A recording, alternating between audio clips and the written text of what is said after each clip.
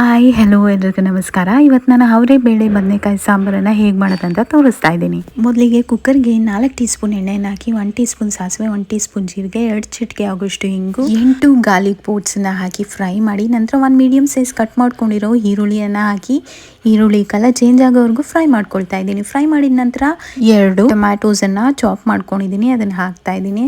Tomato cook ಆಗಲಿಕ್ಕೆ ಲಿಡನ್ನು close ಮಾಡಿದ್ದೀನಿ. ನೋಡಿ, ಈಗ ಟೊಮ್ಯಾಟೋಸ್ ಕುಕ್ ಆಗಿದೆ.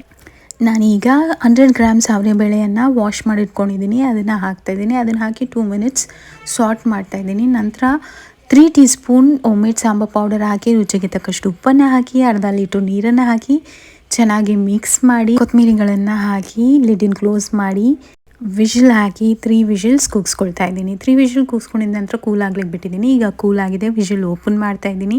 ಹಾಗೆ ಲಿಡನ್ನು ಸಹ ಓಪನ್ ಮಾಡ್ತಾ ಇದ್ದೀನಿ. ನೋಡಿ, ಈಗ ಅವರೇ ಬೇಳೆ ಸಾಂಬಾರು ರೆಡಿ ಆಗಿದೆ. ಈಗ ಸ್ಟವ್ ಆನ್ ಮಾಡಿ ಇಟ್ಟು ಅದಕ್ಕೆ ನಾನು 1/4 kg ಆಗೋಷ್ಟು ಬಿಳಿ ಬದನೆಕಾಯನ್ನು ಕಟ್ ಮಾಡ್ಕೊಂಡಿದ್ದೀನಿ. ಅದನ್ನು ಹಾಕಿ ಸ್ಟಿರ್ ಮಾಡಿ ಲಿಡನ್ನು ಕ್ಲೋಸ್ ಮಾಡಿ 10 ಮಿನಿಟ್ಸ್ ಕುಕ್ ಆಗಲಿಕ್ಕೆ ಬಿಟ್ಟಿದ್ದೀನಿ. ನೋಡಿ, ಆಫ್ಟರ್ 10 ಮಿನಿಟ್ಸ್ ಬದನೆಕಾಯಿ ಹೀಗೆ ಕುಕ್ ಆಗಿದೆ. ಸ್ಟವ್ ಆಫ್ ಮಾಡಿ ಫೈನಲ್ ಆಗಿ ಕೊತ್ತಂಬರಿಗಳಿಂದ ಗಾರ್ನಿಷ್ ಮಾಡಿದ್ರೆ ಅವರೇ ಬೇಳೆ ಬದನೆಕಾಯಿ sambar with menthya mudde is ready ನಾವ್. Thank you.